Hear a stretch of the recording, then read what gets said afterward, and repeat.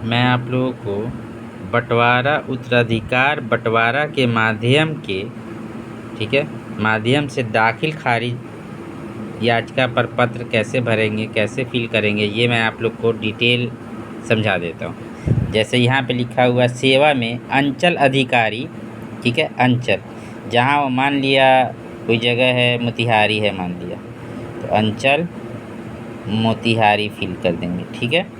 उसके बाद में महाशय मैं मान लिया 2 भाई 3 भाई 4 भाई जितने भी हैं, लेकिन कोई एक भाई इसको फॉर्म फिलअप कर रहे हैं, जो फॉर्म भर रहे हैं उन्हीं का नाम, मतलब बड़े भाई हो या बीच वाले भाई, वो जो फॉर्म भर रहे हैं, जिनका मोबाइल नंबर रहेगा यहाँ पे वही लिखेंगे। मैं XYZ, ठीक है, जो भी नाम रहे वो नाम लिखना है। फिर फादर्स नेम यहाँ लिखना है। फिर निवासी जहाँ के हैं उस जगह का नाम लिखेंगे। फिर पोस्ट ऑफिस लिखेंगे कहाँ के हैं, मतलब फुल एड्रेस लिखना है। फिर थाना कहाँ है, फिर अंचल, ठीक है, फिर ज़िला, फिर पिन नंबर उसका, फिर मोबाइल नंबर आपको अपना देना है, ठीक है। मोबाइल नंबर पे OTP भी जाएगा, जिसका विवरण निम्नलिखित है हेतु दाखिल खारिज हेतु याचिका समर्पित करता हूँ। मतलब दाखिल खारिज करने के लिए जो जमाबंदी पंजी है उसी में से वो ज़मीन घटेगी, तो जमाबंदी पंजी पहले सुधार होगा, उसके बाद में ये काम होगा, ठीक है। एक साथ फॉर्म फिलअप हो जाएगा, जमा कर लेगा, लेकिन पहले उसको सुधार करेगा, उसके बाद में इस पे काम होगा, ठीक है। अब उसके बाद में है बंटवारा उत्तराधिकार बंटवारा, ठीक है। अब ये जो है आपको बंटवारा का जो पेपर है आप कैसे बनाए हैं, जैसे मान लिया रजिस्ट्री बंटवारा है तो उसका डिटेल लिखेंगे। दस्तावेज़ का प्रकार लिख दीजिएगा रजिस्ट्री बंटवारा।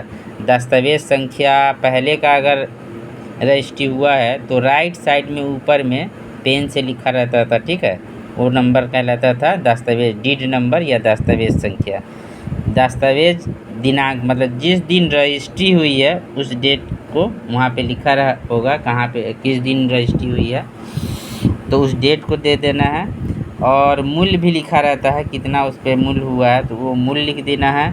निर्गत करने वाले कोर्ट का नाम, मतलब रजिस्ट्री बंटवारा हुआ है तो कहाँ पे ये हुआ है उस जगह का नाम लिखना है, उसके ज़िला का नाम लिखना है, वहाँ का पता लिखना है, ठीक है। इसी तरह या केवाला है, ठीक है, तो केवाला लिखना है, ठीक है। यहाँ पे पेपर जो भी है उसका देना है। कैडेस्ट्रियल सर्वे खतियान है तो आपको खतियान CS लिखिएगा। रिविजनल सर्वे खतियान है तो रिविजनल RS लिखिएगा, ठीक है, वो हो गया। उसके बाद में जिस ज़मीन से आप अर्जित कर रहे हैं विक्रेता का नाम वहाँ पे डिटेल देना है। फिर दाखिल खारिज हेतु, ठीक है, भूमि का अस्तित्व, जिला का नाम देना है, अंचल का नाम देना है, कहाँ पे हो रहा है, हल्का कौन सा है।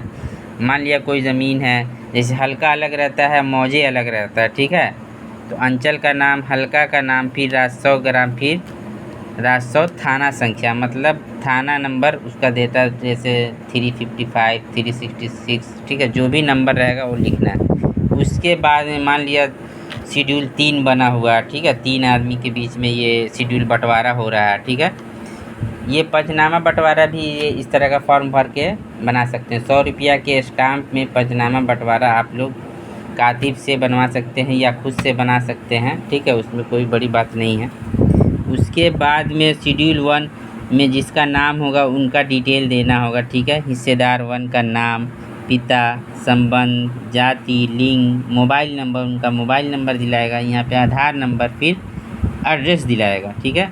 उसके बाद में शेड्यूल 1 जो नाम आप दिए हैं उसका डिटेल, जो भी ज़मीन, ठीक है, आया है उनके हिस्से में, मतलब बंटवारा किया है या एक ही ज़मीन को 4 भाग किए हुए हैं तो सबका अलग अलग चौहद्दी करके खाता खेसरा लिख करके इनके हिस्सा में जितना डिसमिल आया है, मान लिया 20 डिसमिल ज़मीन है, ठीक है, तो इनके हिस्सा 4 जगह अगर हुआ है तो कितना हो जाएगा, 5 डिसमिल इनको ज़मीन मिलेगा इसमें से, ठीक है, अगर उसी ज़मीन में से हिस्सा ले रहे हैं तो 5 डिसमिल। अब इस 5 डिसमिल का चौहद्दी क्या होगा ये डिटेल देना है, ठीक है। उसी तरह से दूसरा कोई एक प्लॉट है जो पूरा हिस्सा इनको मिल रहा है तो पूरा हिस्सा के बाद जो भी होगा उस हिसाब से, मान लिया 10 डिसमिल का वो प्लॉट है तो 10 डिसमिल इसमें लिख करके उसका चौहद्दी लिख देना है। फिर सेम उसी तरह से शेड्यूल 2 है ठीक है। जिनका दूसरे नंबर पे नाम रहेगा उनका डिटेल पूरा देना है, मोबाइल नंबर, आधार नंबर, जाति, पता, ठीक है। उसके बाद में उनके हिस्से में जो ज़मीन है उसका डिटेल फॉर्म भर देना है। उसके बाद में मतलब इसी तरह 3, 4, 5 जितने भी है उस तरह से आप फॉर्म फिलअप कर दीजिएगा। उसके बाद में एक शपथ पत्र होता है, उसको फॉर्म फिलअप करना पड़ता है, ठीक है। वो सब की जो भी गलती अगर हम किए होंगे तो इसका मैं जिम्मेदारी लेता हूँ। तो ये करना होता है। उसके बाद में सिग्नेचर करना होता है, ठीक है। जो एक भाई जो फॉर्म फिलअप कर रहे हैं उन्हीं का डेट होगा, उन्हीं का सिग्नेचर होगा। उसके बाद में ये हो गया। और आपको इस तरह का रहेगा, ठीक है। 100 अभी प्रमाणित शपथ पत्र, ठीक है। ये शुद्धि करने के लिए परिमार्जन प्लस पे जो है ना, जमाबंदी पंजी प्रति जब हम फॉर्म फिलअप करेंगे तो क्या क्या सही करना है, उसके बाद में इसमें भी शपथ पत्र लगेगा, ठीक है। ये शपथ पत्र का कॉपी है। जैसे मान लिया कोई पोता दे रहा है दादा के ज़मीन का करेक्शन करने के लिए, तो लिखिएगा मैं ये, ठीक है। दादा का जो ज़मीन का होगा, पृष्ठ संख्या होगा, ठीक है, जमाबंदी नंबर होगा, वो डिटेल लिख करके और उसके बाद में अपना नाम और सिग्नेचर और मोबाइल नंबर दे करके जमाबंदी पंजी प्रति पहले सुधार होगा, उसके बाद ही कोई भी बंटवारा होगा। हमारे फॉर्म एक साथ ले लिया जाएगा। उन लोग जल्दी काम हो सकता है, नहीं भी हो सकता, नहीं पता, लेकिन पहले जमाबंदी पंजी प्रति सुधार होना है। ये सुधार होना है तो इसका ये नहीं है कि उसमें अपना मतलब दादा का ज़मीन है तो अपना नाम लिख देंगे, उन्हीं का नाम लिखेंगे। अगर उनके नाम में कुछ करेक्शन करना है तो वो करेक्शन कर सकते हैं, बस। Thank you very much. मेरा वीडियो अच्छे से देखिएगा, शेयर कीजिएगा।